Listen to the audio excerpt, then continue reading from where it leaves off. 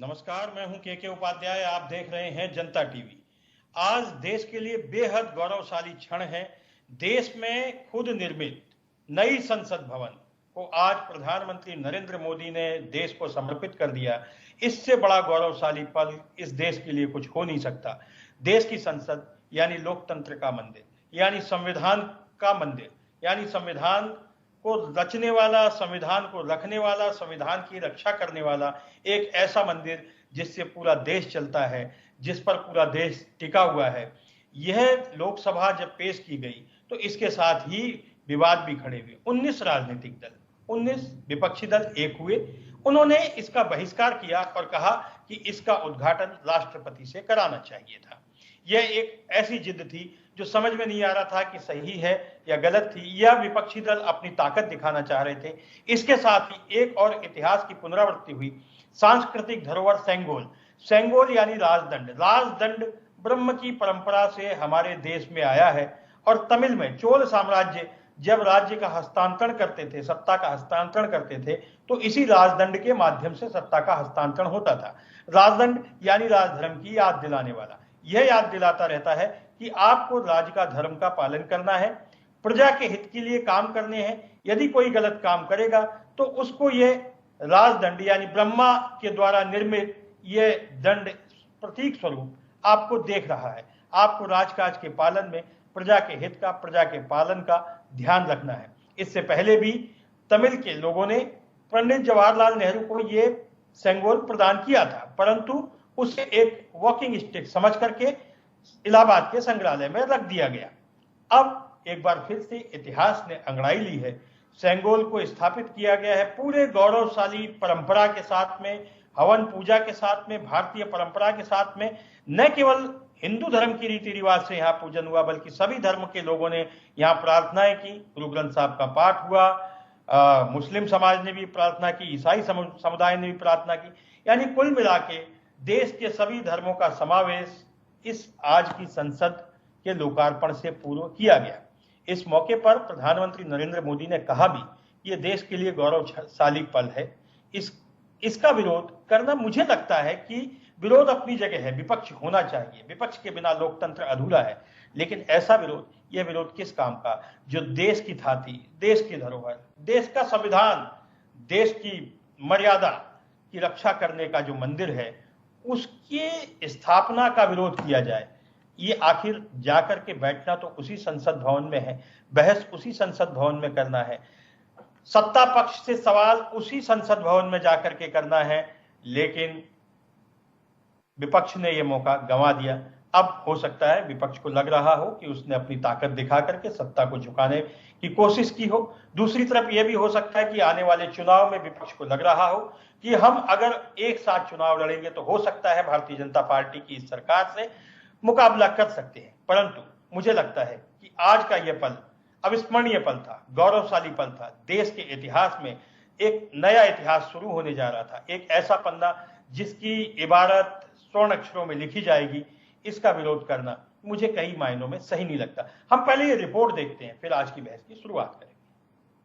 उद्घाटन को लेकर विवाद बढ़ता जा रहा है। कभी आदिवासी समाज से आने वाली देश की राष्ट्रपति के हाथों उद्घाटन करने का विवाद, तो कभी सेंगोल यानी कि न्याय दंड को लेकर। फिलहाल संसद के नए भवन के उद्घाटन की तैयारी पूरी हो गई है। संसद के उद्घाटन में कांग्रेस समेत 19 विपक्षी पार्टियों ने नई संसद के उद्घाटन समारोह का बाइकाट करने का फैसला लिया है। अब सत्ता पक्ष और विपक्ष में आरोपों का दौर जारी है। सेंगोल का इतिहास काफी पुराना है। आजाद भारत में इसका बड़ा महत्व है। 14 अगस्त 1947 में जब भारत सत्ता का हस्तांतरण हुआ तो इसी सेंगोल द्वारा हुआ था। एक तरह कहा जाए तो सेंगोल भारत की आजादी का प्रतीक है। उस समय सेंगोल सत्ता के हस्तांतरण का प्रतीक बना था। 1947 में जब लॉर्ड माउंटबेटन ने पंडित नेहरू से पूछा कि सत्ता का हस्तांतरण कैसे किया जाए, तो पंडित नेहरू ने इसके लिए सी राजा गोपालचारी से मशवरा मांगा। उन्होंने सेंगोल प्रक्रिया के बारे में बताया। इसके बाद इसे तमिलनाडु से मंगाया गया और आधी रात को पंडित नेहरू ने स्वीकार किया। सेंगोल को नए संसद भवन में स्पीकर के आसन के पास लगाया जाएगा। गृह मंत्री अमित शाह ने कहा कि सेंगोल की स्थापना के लिए संसद भवन से उपयुक्त और पवित्र स्थान कोई और हो ही नहीं सकता। इसलिए जिस दिन नए संसद भवन को देश को समर्पित किया जाएगा, उसी दिन प्रधानमंत्री नरेंद्र मोदी तमिलनाडु से आए हुए अधिनम से सेंगोल को स्वीकार करेंगे और लोकसभा अध्यक्ष के आसन के पास इसे स्थापित करेंगे। इस मामले में राजनीतिक दल क्या कहते हैं, उन्हें भी एक बार सुन लेना चाहिए।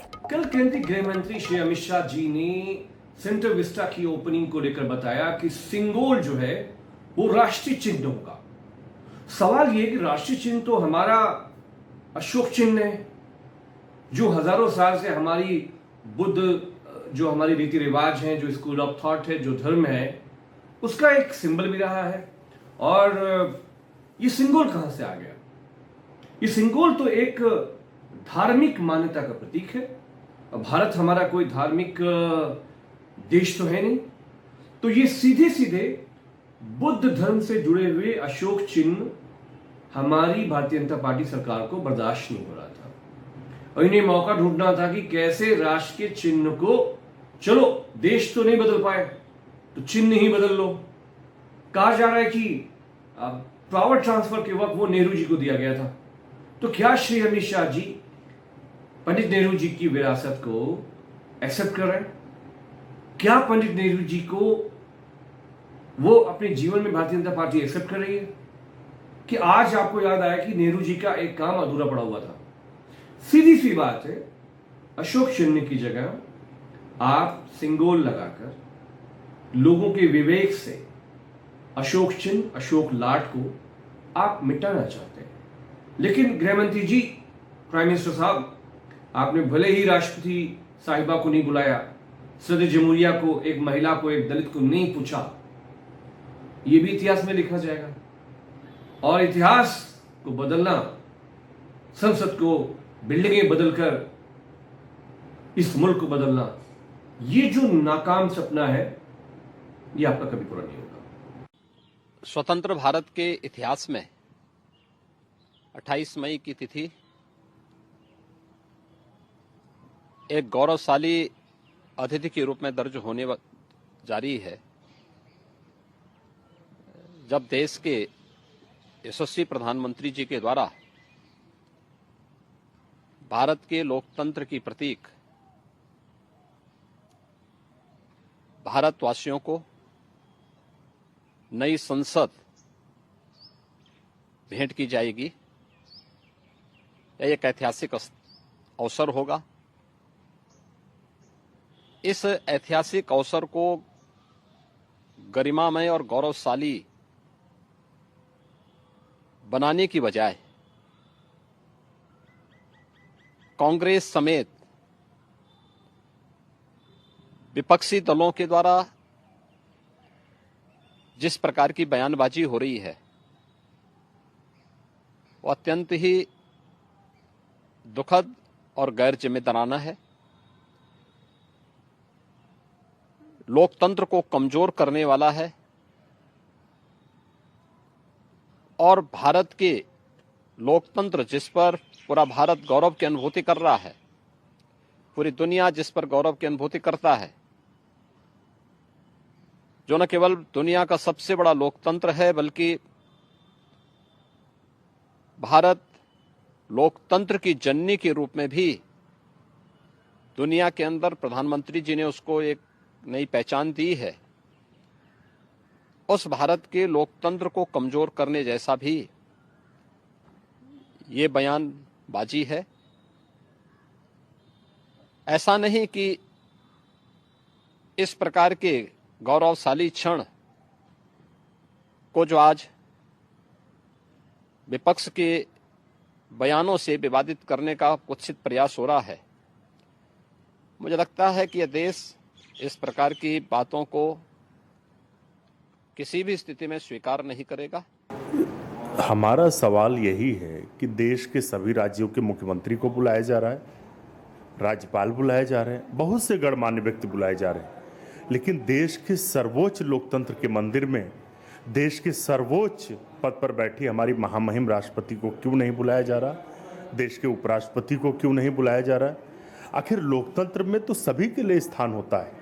विपक्ष के विचार विमर्श के बिना इस देश में भारतीय जनता पार्टी एक अघोषित तानाशाही थोपना चाहती है, और संगोल को लेकर क्या लोकतंत्र में अब राजतंत्र भाजपा स्थापित करना चाह रही? देश का जनमानस से देख रहा है कि किस तरीके का अपमान एक महिला, एक आदिवासी होने के नाते देश के महामहिम का हो रहा है। आने वाले समय में इसका परिणाम भारतीय जनता पार्टी को भुगतना पड़ेगा। तो हमारी आज की इस बहस में हिस्सा लेंगे भारतीय जनता पार्टी से संजय चौधरी हैं, समाजवादी पार्टी से अशोक यादव हमारे साथ जुड़ेंगे, कांग्रेस से अंशु अवस्थी जी को हम जोड़ने का प्रयास कर रहे हैं, दक्षिण भारत से कांची कामकोटी शंकराचार्य पीठ से जुड़े पीएस बंगरैया शर्मा को भी जोड़ने का प्रयास कर रहे हैं। हम बहस की शुरुआत भारतीय जनता पार्टी से करते हैं। संजय चौधरी जी अगर मुझे सुन पा रहे हैं तो संजय चौधरी जी से मेरा सवाल है कि आज का ये जो गौरवशाली पल है, इस गौरवशाली पल को आप किस रूप में देखते हैं? और जिस तरह से विपक्ष आरोप प्रत्यारोप की राजनीति कर रहा है, जिस प्रकार से कांग्रेस ने कहा कि यह धार्मिक प्रतीक है, जिस प्रकार से कांग्रेस कह रही है कि हम क्या लोकतंत्र में राजदंड को लेकर के आ रहे हैं, क्या हम राजशाही और तानाशाही लेके आ रहे हैं, किस रूप में आप संजय चौधरी जी इसको देखते हैं और कांग्रेस के विरोध को आप किस तरीके से काउंटर करते हैं? देखिए, नई संसद बने ये विचार तो सबसे पहले नरसिम्हा राव जी के समय पर आया।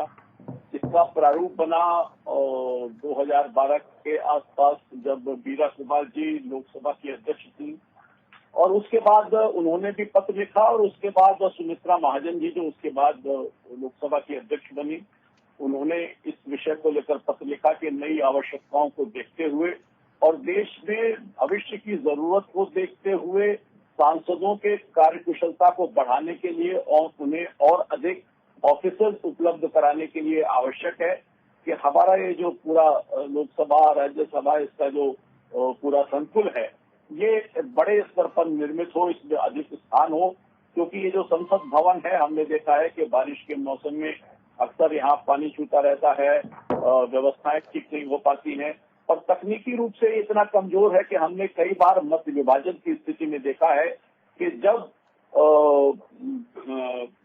मत विभाजन होता है और मत गिने जाने की व्यवस्था आती है तो उसमें जो इलेक्ट्रॉनिक सिस्टम लगाया गया है वो भी फेल हो जाता है, फिर से पर्ची सिस्टम से हमें वोटिंग करानी पड़ती है। किसी भी एक ऐसे देश के लिए जो दुनिया में बड़ी लकीर खींच रहा हो, जो इलेक्ट्रॉनिक्स में बहुत आगे जा रहा हो, तो ऐसे देश के लिए निश्चित रूप से दुनिया में बढ़ती हुई तकनीक के आधार पर, देश की आवश्यकताओं के विस्तार के आधार पर, देश के संसद में बैठे हुए लोगों के आधार पर उसे विस्तृत रूप दिया जाना चाहिए, और इसी को देखते हुए इसका निर्माण शुरू हुआ और 4 वर्ष से भी कम समय में इसका निर्माण पूर्ण हुआ। संजय जी, हमारे साथ श्री श्रृंगेरी मठ के पीएस बंगरैया शर्मा जुड़ गए हैं, दक्षिण भारत से हैं मूलतः और धार्मिक विषयों के काफी जानकार हैं और दक्षिण की जो परंपराएं हैं उनके बड़े जानकार हैं, भागवत कथा भी आप कहते हैं और कई सारी बड़ी संस्थाओं से जुड़े हुए हैं। बंगरैया जी, आपका स्वागत है। सबसे पहले तो मैं आपसे ये जानना चाहता हूं कि ये जो संगोल है, संगोल को लेकर के कई तरह की बातें की जा रही है। सबसे पहले तो मैं ये जानना चाहता हूं कि ये संगोल है क्या और संगोल की शुरुआत कहां से हुई? क्या ये चोल साम्राज्य का है? कुछ मत यह भी कह रहे हैं कि यह ब्रह्मा से आया है सीधा, ये परंपरा विष्णु और ब्रह्मा से शुरू हुई है। तो वास्तविकता क्या है, इसका महत्व क्या है, इसको किस रूप में देखना चाहिए? और जिस प्रकार के ये कहा जा रहा है कि संगोल की स्थापना, राजदंड की स्थापना, राजशाही की वापसी है, लोकतंत्र की समाप्ति, क्या ये सही है? बंगरैया जी। सारे पैनलिस्ट को भी मेरा प्रणाम। बहुत बड़ा बात है कि संगोल बहुत खास विषय है, इतना आसान से ऐसा निकाल के फेंकने वाला विषय नहीं है। ये हमारा न्याय का, हमारा धर्म का और हमारा गौरव का और हमारा प्रतिष्ठा का और हमारा बल का प्रतीक है संगोल। कोई आसान विषय नहीं है। संगोल बोलते तो ऐसा निकाल के बात रख दो। ये हमारा परंपरा में परम शिव जी ने अंधु नाम का एक आदमी को नटराज से पहले उनको दिए और उनका हाथ से नंदी का हाथ में आया है और नंदी के हाथ से भरत जी के पास गया। भरत जी बाकी नाट्य शास्त्र पूरा ये लेके ही दिखाए उन्होंने। तो ये कोई ये बात नहीं है, वो उतना पहले से है। बाद में ये चोल वंश का, चोल साम्राज्य जो भी है वो चोल साम्राज्य का प्रतीक बना है। तो ये संगोल क्या है? हमारा न्याय का, हमारा धर्म का, हमारा बल का, हमारा गौरव का और सबसे बड़ा हमारा प्रतिष्ठा का चिन्ह है। तो इतना बड़ा चिन्ह आप कोई ये जातिवाद ऐसा निकाल फेंकना गलत बात है, क्योंकि आज जो दुनिया में जितना भी नागरिकता है, उन सबसे अत्यंत प्राचीन और सनातन संस्कृति कहीं पे है तो वो भारत में ही है। ये हमारा संस्कृति और हमारा जो भी हजारों सालों से चल रहा है धर्म के वास्ते, उसे गौरव देना। अब हम क्या हमारा तिरंगा झंडे में और हमारा कॉन्स्टिट्यूशन में हम लाके अशोक जी का धर्म चक्र को लाए। इसका मतलब ये नहीं है कि धर्म चक्र आया पूरा आप रिलीज कर रहे हो, ये पूरा मत के अनुसार से चल रहा है, नहीं। जितने भी विपक्ष थे सम्मत करे थे इस विषय को, क्योंकि कोई इसके बारे में गलत ना सोचा। आज भी वही है। एक नंदी आया आपका पार्लियामेंट में है, इतना हजारों सालों से भारत का मूल स्तंभ ही एग्रीकल्चर है, और एग्रीकल्चर का नांदी रूप नंदी को ही मिलता है, इसलिए नांदी रूप बोलते हैं। वो नंदी को हम लाके हमारा पार्लियामेंट रखे तो इसका पूरा कृषि का, हमारा बल का, हमारा आदर का, गौरव का, मर्यादा का प्रतिष्ठा होता है। इसलिए इस बात को ऐसा छोटा मोटा जैसा निकाल ठुकरा के बाजू रखना बहुत गलत बात है। जो भी मोदी जी करे वो बहुत प्रशंसनीय विषय है, और हम बहुत आनंद है उस विषय। ये बताइए शर्मा जी कि ये जैसे सेंगोल है, इसका तमिल परंपरा से क्या, जैसे तमिल के सारे वहां आचार्य आए, ब्राह्मण आए, शैव मत के आए, तमिल से उसका क्या ताल्लुक है? क्या केवल तमिल से है या पूरे देश की संस्कृति से उसका ताल्लुक है? ये थोड़ा सा समझने की जरूरत है। ये बोलते तो वो नंदी को पहले से हजारों सालों से इस जाति का धर्म और न्याय का चिन्ह मानते थे। धर्म और न्याय का चिन्ह, यानी कि पहले हमारा कांग्रेस पार्टी जब बना है, कांग्रेस पार्टी में गाय था और गाय के साथ बछड़े का भी था पहले। बिल्कुल बिल्कुल, चुनाव नंदी और गाय का जो भी है हमारा न्याय और धर्म से जुड़ा हुआ, जो भी शासक रहने तो वो न्याय और धर्म से रहना, ये बोलने के लिए चिन्ह जैसा उसे देते थे संगोल को। तो ये न्याय और धर्म चिन्ह है। तो न्याय और धर्म तो हर एक सांसद में, हर प्रदेश में रहना ही रहना है। तो इससे सीधा नहीं है, मगर वो भी ये सनातन वैदिक धर्म से जुड़ा है और प्राकृतिक धर्म से जुड़ा है। वो नंदी ये संगोल को धर्म और न्याय का परमात्मा से दिया हुआ प्रतिरूप मानते हैं। ठीक है। समाजवादी पार्टी के हमारे साथ अशोक यादव जी जुड़े हुए हैं। अशोक जी, आप तो कृष्ण वंश के माने जाते हैं, समाजवादी पार्टी के नेता हैं, यदुवंशी हैं, और अगर बात संगोल की आती है और बात नई संसद के उद्घाटन की आती है तो विरोध अपनी जगह है, सरकारें आती जाती हैं, संसद वहीं रहेंगी। आज जो प्रधानमंत्री है हो सकता है कल नहीं रहे, आज जो विपक्ष के नेता है हो सकता है न रहें, लेकिन ये संसद यहीं रहेगी, चिरकाल तक रहेगी। और ये संविधान का मंदिर है, जैसा प्रधानमंत्री ने भी कहा, हम लोग भी इसे संविधान का मंदिर मानते हैं, लोकतंत्र का मंदिर मानते हैं। ऐसे विशेष अवसर पर विपक्ष का इस तरह के गौरवशाली पल का विरोध करना, क्या आपको लगता है कि यह सामयिक है और यह सही है? क्या विपक्ष ने सेल्फ गोल कर लिया है? क्या विपक्ष को हर वक्त राजनीति करनी है? आपकी पार्टी भी उन 19 दलों में शामिल है जो इसका विरोध कर रहे हैं। अशोक यादव जी। उपाध्याय साहब, देखिए, जो विरोध का जो मूल कारण सिर्फ एक कारण है, और वो कारण है कि महामहिम को आमंत्रित न करना, और विपक्ष की सिर्फ यही एक मांग थी। इसके अलावा विपक्ष कुछ मांग थोड़ी कर रहा था। विपक्ष तो सिर्फ कह रहा था कि महामहिम की उपस्थिति होनी चाहिए, क्योंकि वो देश की, संसद की और लोकतंत्र की प्रमुख होती हैं महामहिम। तो यही एकमात्र विपक्ष की मांग थी, जो कि मोदी जी सिरे से नकार दिए। और इस मांग को नकारने के पीछे सिर्फ एक कारण था, वो माननीय मोदी जी का अहंकार और उनका कैमरा प्रेम, इवेंट प्रेम, प्रचार प्रेम, चुनाव प्रेम। तो अगर ये लोग आ जाते महामहिम। एक मिनट अशोक यादव जी, अगर राष्ट्रपति महोदय भी इसमें आती तब भी प्रधानमंत्री मोदी रहते, तब भी प्रधानमंत्री मोदी का भाषण हो सकता था, तब भी कैमरे उन पर फोकस हो सकते थे। ये तो एक ऐसी बात हुई कि एक कहीं ना कहीं से, कहीं का ईंट कहीं का रोड़ा, भानुमति ने कुंबा जोड़ा, एक कोई मुद्दा नहीं मिला तो इस मुद्दे को निकाल करके ले आए। दूसरा मेरा सवाल ये भी है कि राष्ट्रपति ने जब चुनाव लड़ा तब ये आदिवासी महिला की बात कहां गई थी? सारे दल विरोध में खड़े थे, सारे दल उनके खिलाफ थे। यहां तक कि कांग्रेस के कुछ नेताओं ने ऐसी ऐसी टिप्पणियां की हैं कि जिनको टीवी पर हम दोहरा नहीं सकते। तो ये दोहरा चरित्र विपक्ष का दिखाई देता है कि जब राष्ट्रपति का चुनाव होता है तो आदिवासी महिला दिखाई नहीं देती, लेकिन अगर राजनीति करनी है तो प्रधानमंत्री ने क्यों उद्घाटन किया, राष्ट्रपति ने क्यों नहीं किया, इस तरह की बातें होती है। अरे भाई, इस लड़ाई को लड़ते रहिए, लेकिन लोकसभा तो आप सबकी है, हमारी भी है, हमको भी गर्व है, आपकी भी है, आपको भी गर्व होना चाहिए। उपाध्याय जी, आपने दो सवाल किया। अब पहला सवाल आपने किया कि अगर राष्ट्रपति जी रहती तभी भी मोदी जी के ऊपर फोकस रहता। मैं आपसे कहना चाहता हूं कि जब महामहिम राष्ट्रपति जी अगर उद्घाटन करती तो पूरा विपक्ष वहां पर रहता और एक इंटरनेशनल समुदाय में एक अच्छा मैसेज जाता, क्योंकि संसद लोकतंत्र का मंदिर होता है। बिना विपक्ष के ये पूरा नहीं हो सकता, बिना राष्ट्रपति के ये पूरा नहीं हो सकता। ये संदेश देने की कोशिश विपक्ष कर रहा था, लेकिन मोदी जी के अहंकार की वजह से ये सपना विपक्ष का चूर हो गया। और दूसरी बात जो आपने कहा, राष्ट्रपति जी का विरोध, जब चुनाव होता है, उपाध्याय साहब आप सीनियर जर्नलिस्ट हैं, जब चुनाव होता है तो व्यक्ति प्रत्याशी रहता है, लेकिन प्रत्याशी के बाद जब वो आदमी इलेक्टेड हो जाता है तब वो सबका हो जाता है। महामहिम जी जब जीत गई, जब राष्ट्रपति जीतने के बाद सबके राष्ट्रपति है ना, तो चुनाव में विरोध तो जाहिर सी बात है, इसमें कोई इशू ही नहीं है। और दूसरी बात रह गई संसद के उद्घाटन की, मैं 2 मिनट आपसे ये बात करना चाहता हूँ संसद की परंपराओं की। आपको याद होगा 2014 में जब माननीय मोदी जी पहली बार प्रधानमंत्री चुन के आए थे तो उन्होंने संसद की चौखट पर प्रणाम किया था नतमस्तक होके। जिस तरह से आज वो संगोल के सामने नतमस्तक हो रहे हैं, उसी तरह वो देश के पार्लियामेंट के सामने भी नतमस्तक हुए थे। देश को बड़ी उम्मीदें थी कि इस तरह का प्रधानमंत्री देश को पहली बार मिला।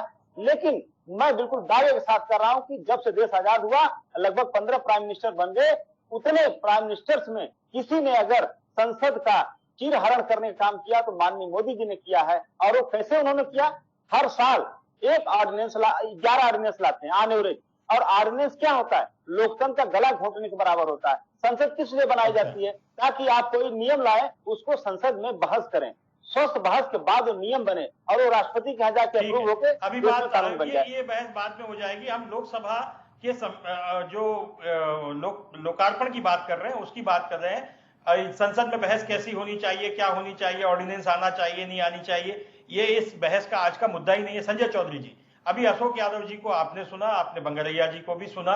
बंगरैया जी ने बहुत सारगर्भित जवाब दिए सेंगोल को लेकर के। मैं आपसे जानना चाहता हूं कि राष्ट्रपति को बुलाने में दिक्कत क्या थी। अशोक यादव जी का कहना है कि उनका विपक्ष का विरोध सिर्फ इतना था कि राष्ट्रपति संविधान की प्रमुख होती हैं, प्रथम नागरिक होती हैं इस देश की, और दोनों सदनों की मुखिया होती हैं, तो उनको बुलाने में दिक्कत क्या थी? क्या प्रधानमंत्री नरेंद्र मोदी 2024 के चुनाव को देखते हुए, क्या ये प्रचार पाने की जो ललक है उसके लिए उन्होंने उद्घाटन किया? आखिर क्या है? आप किस तरह से अशोक यादव जी या विपक्ष के जो सवाल हैं इसी तरह के, उनका आप जवाब देंगे? संजय जी, समाजवादी पार्टी के प्रवक्ता के जो तर्क हैं उस तर्क का मैं तार्किक जवाब देना चाहूंगा। अशोक जी बताएं कि भारत के संविधान का अनुच्छेद 61 जो अनुच्छेद है, वो अनुच्छेद बताता है कि राष्ट्रपति के ऊपर भी सर्वोच्चता इस लोकसभा और राज्यसभा की है। और मैं जानकारी चाहूंगा कि जो 61 अनुच्छेद है उसको पढ़े बिना मुझको नहीं लगता है कि ये जो सुपरमेसी की बात है इसको करना चाहिए। देखिए, भारत का संविधान निश्चित रूप से चेक एंड बैलेंस पर डिपेंड है, जिसमें सारे के सारे तंत्र मंत्र और यंत्र संयंत्र जितने भी हैं सब एक दूसरे के ऊपर अंतर्निहित होते हैं। उसमें सुपरमेसी, जैसे अगर सर्वोच्च न्यायालय की सर्वोच्चता है तो सर्वोच्च न्यायालय के निर्णयों को बदलने की क्षमता भी लोकसभा और राज्यसभा को है। राष्ट्रपति के बहुत सारे निर्णयों को भी बदलने की क्षमता लोकसभा और राज्यसभा के पास अंतर्निहित है। और ये जो लोकसभा और राज्यसभा का जो मिला जुला स्वरूप है, इसका मुख्य कार्यकारी अधिकारी लोकसभा का अध्यक्ष होता है। लोकसभा के अध्यक्ष ने ही नए संसद को बनाने के लिए पत्र लिखा और लोकसभा का निर्माण शुरू हुआ। और उसके बाद लोकसभा के अध्यक्ष ने ही प्रधानमंत्री से निवेदन किया कि वे इस नवनिर्मित संसद भवन का लोकार्पण करें। उसका लोकार्पण कौन करेगा? ये कराने का अधिकार लोकसभा अध्यक्ष के पास है, वही उसका मुख्य कार्यकारी अधिकारी है।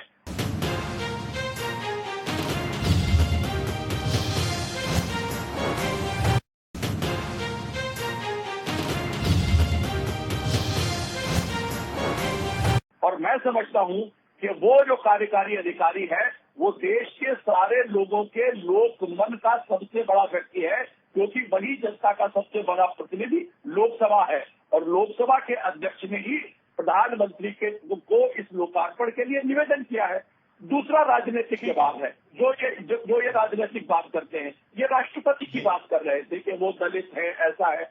दरअसल इन सभी को कठिनाई केवल नरेंद्र दामोदर दास मोदी को लेकर है।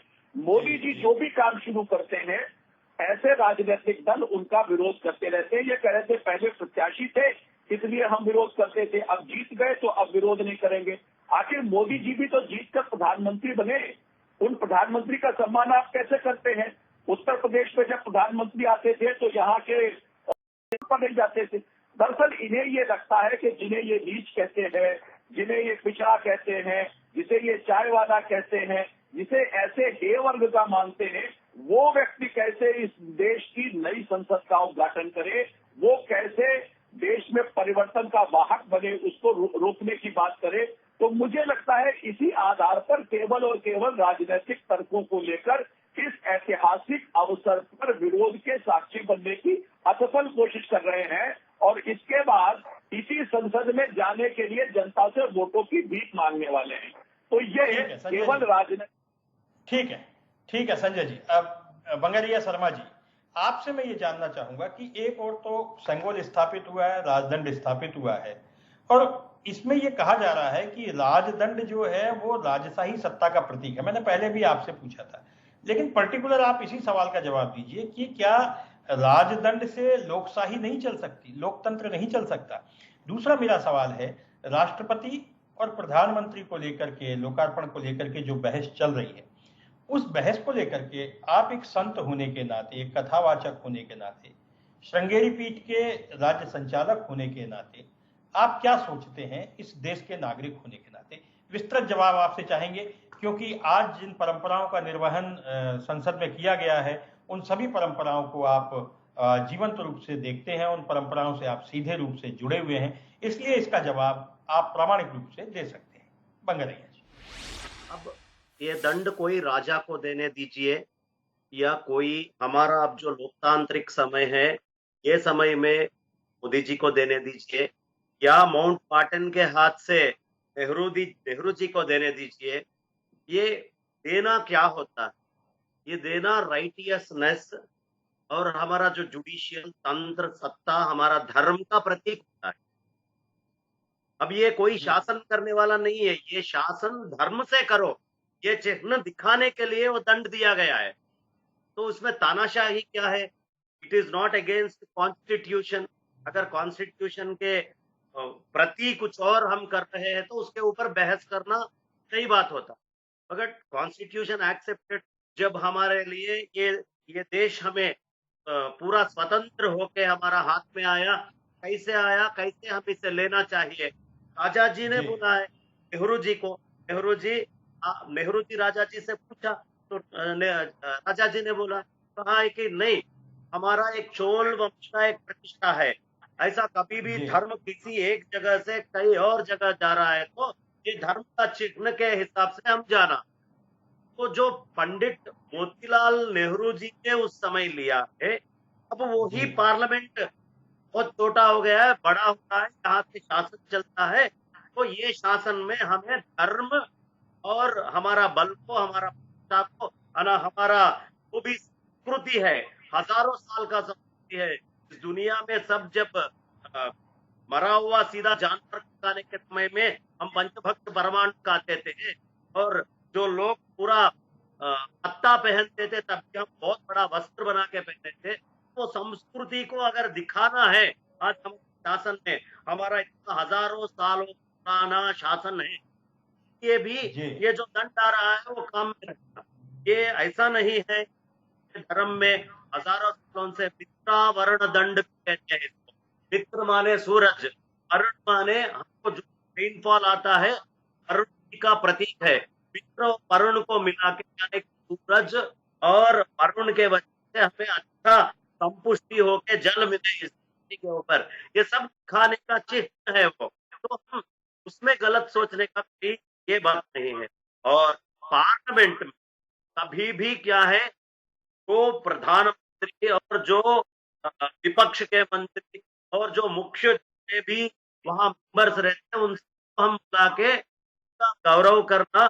और वहां से खासियत ये दंड का ये है, प्रतिपक्ष और विपक्ष दोनों बातों में जो धर्म है वही चलना है।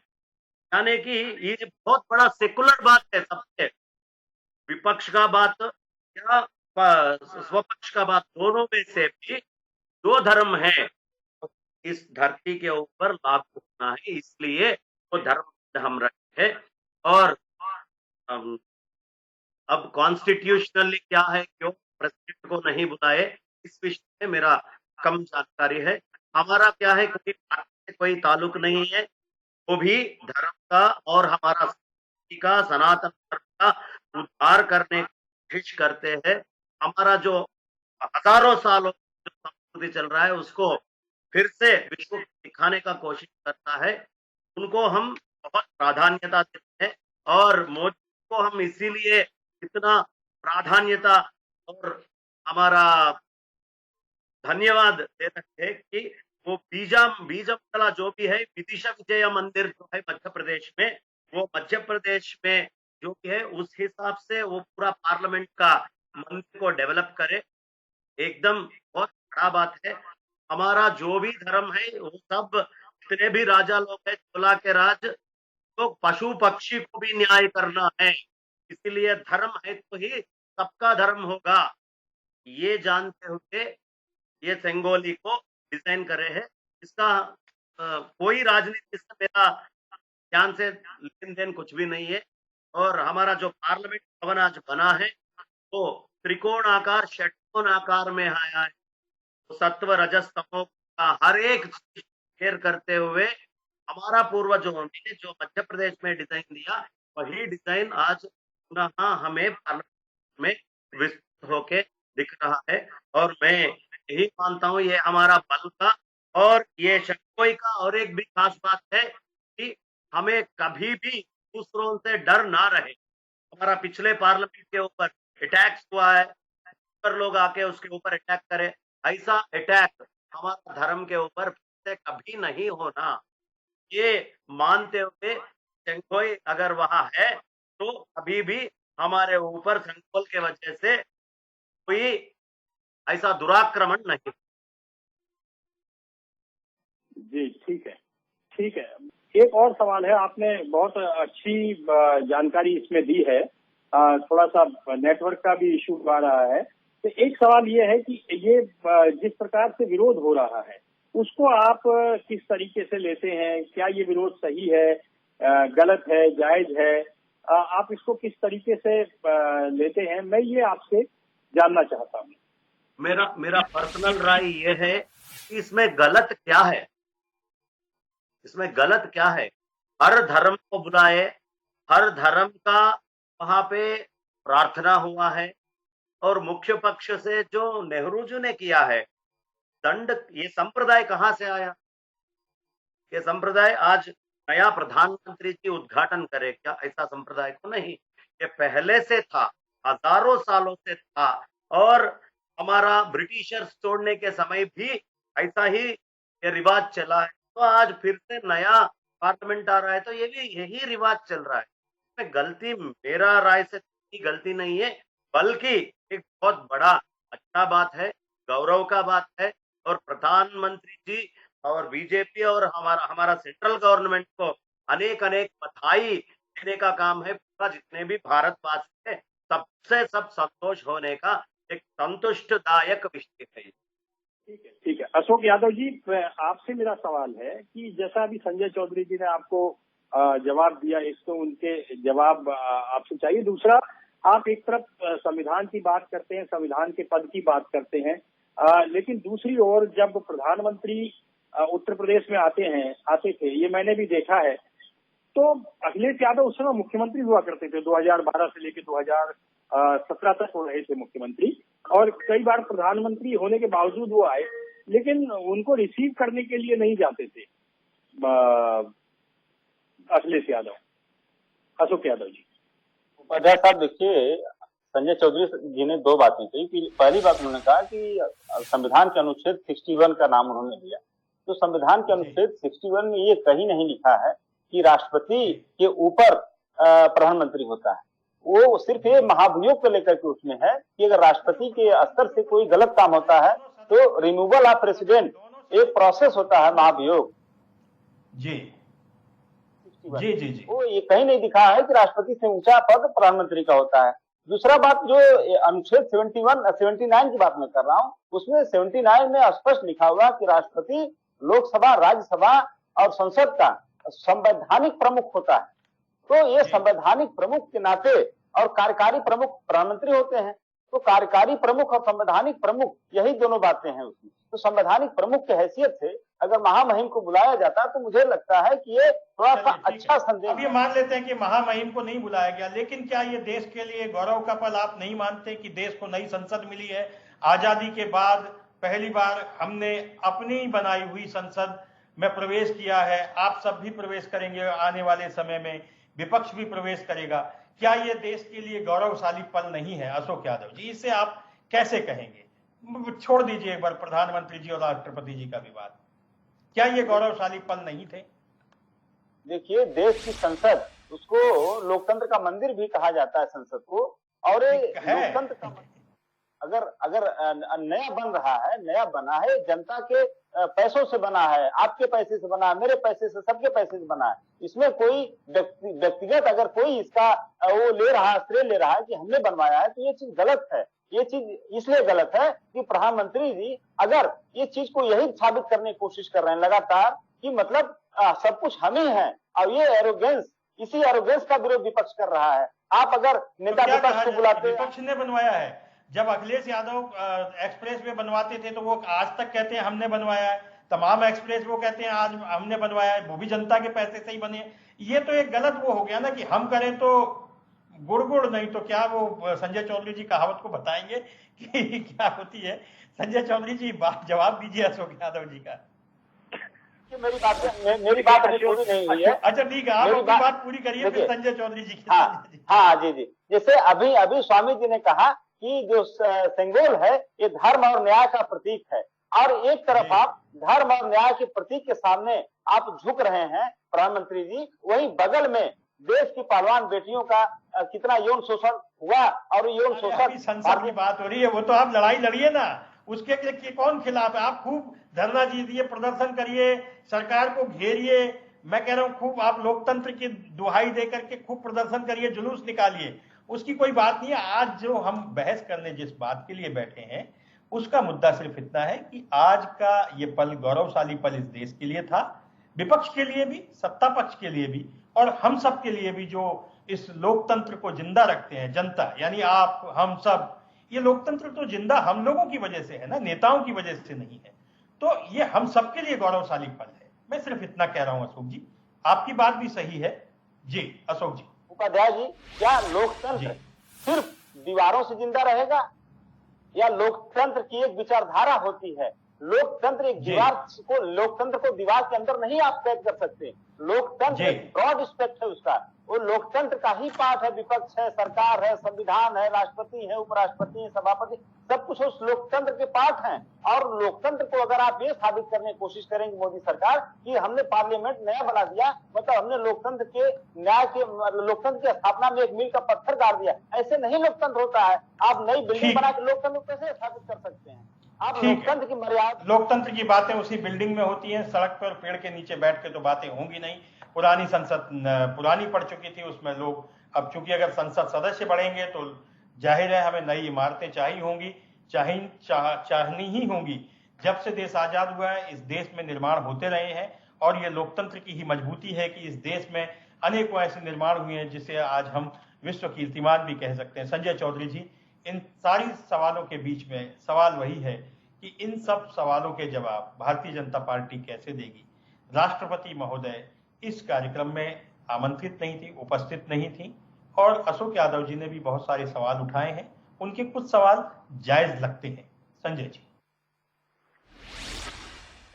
उपाध्याय जी, देखिए, तर्क वो जायज लगते हैं जो अपनी कसौटी पर कसे जाने के बाद सही सिद्ध हो जाते हैं।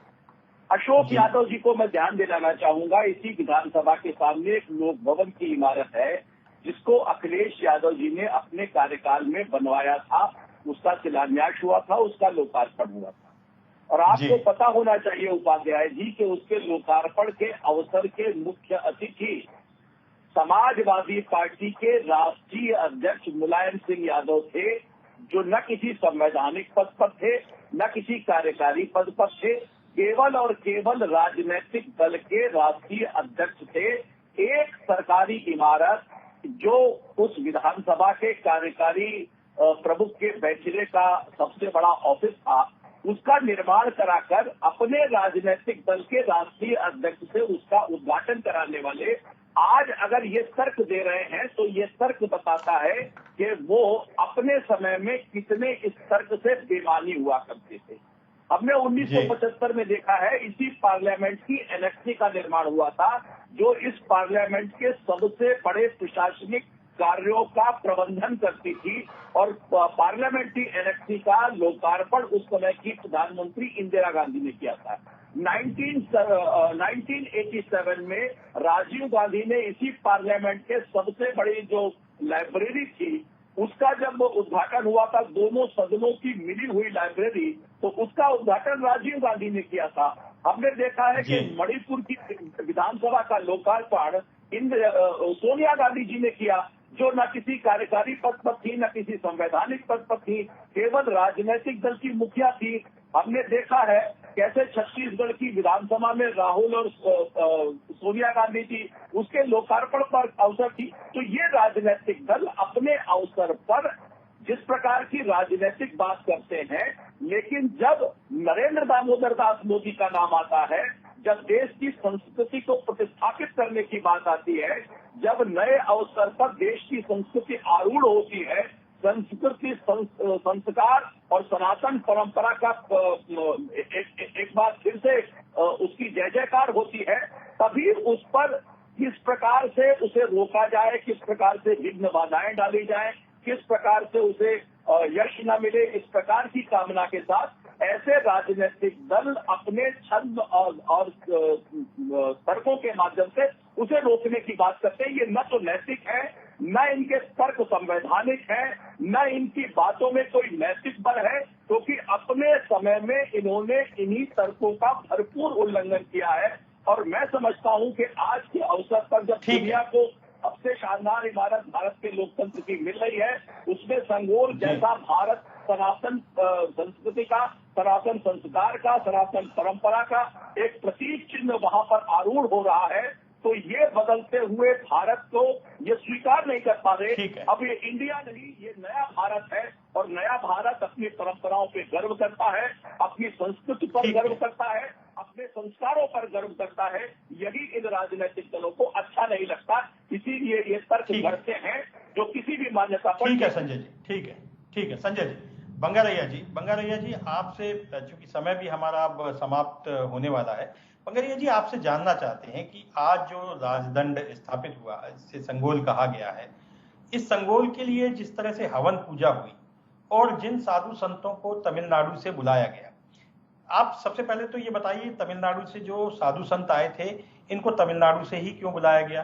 क्या संगोल की स्थापना के जो विधि विधान है, क्या उन्हीं साधु संतों को आते हैं? दूसरा, ये साधु संत क्या किसी विशेष विधि का पालन करते हैं या किसी विशेष धार्मिक रीति को मानते हैं? वो जो हवन पूजन हुआ है उसके बारे में थोड़ा सा जानकारी दीजिए, राजनीतिक बातें होती रहेंगी जी।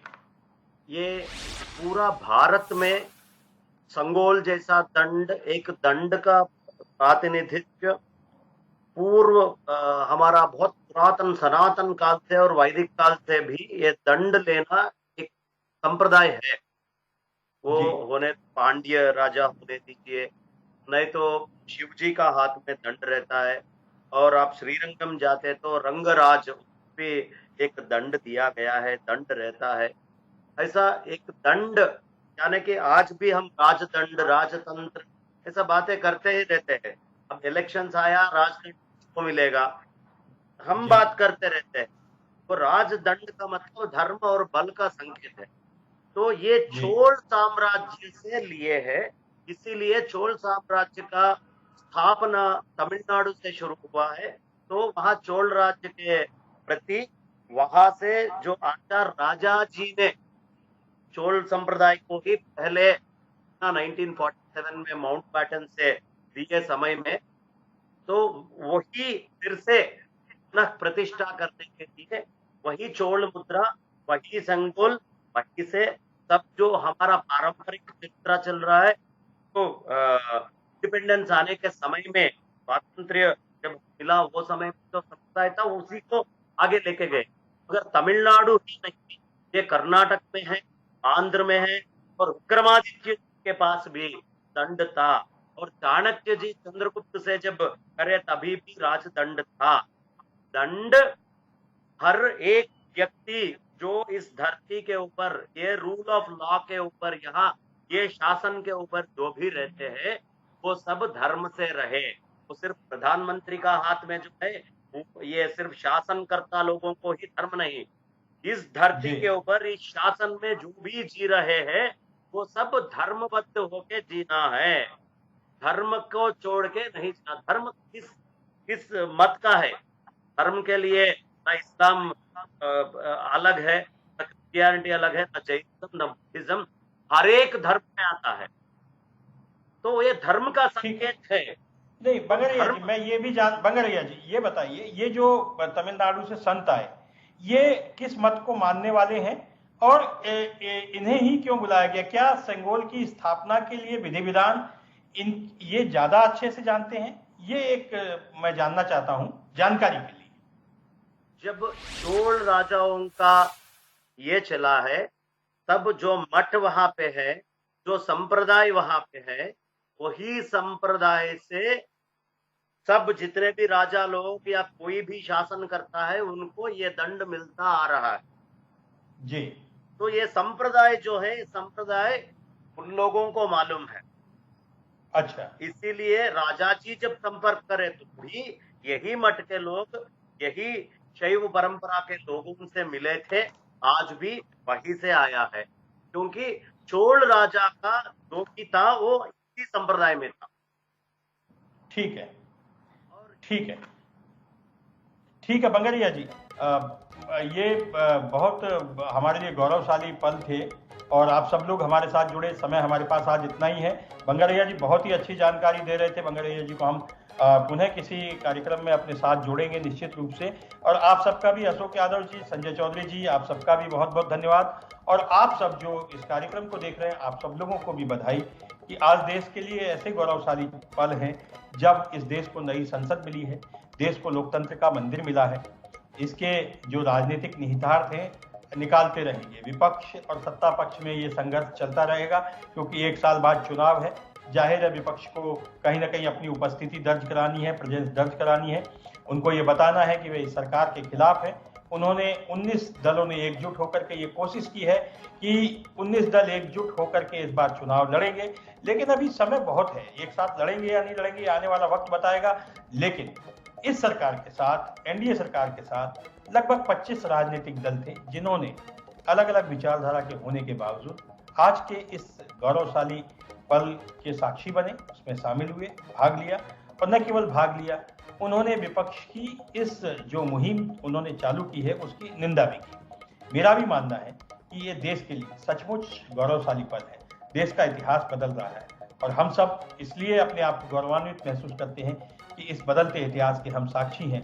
आने वाली पीढ़ियां याद करेंगी कि उन्होंने एक ऐसे इतिहास को देखा है, एक ऐसे इतिहास को अपने सामने अपनी आंखों से बदलते देखा है जो अंग्रेजों के काल में गढ़ा गया, रचा गया।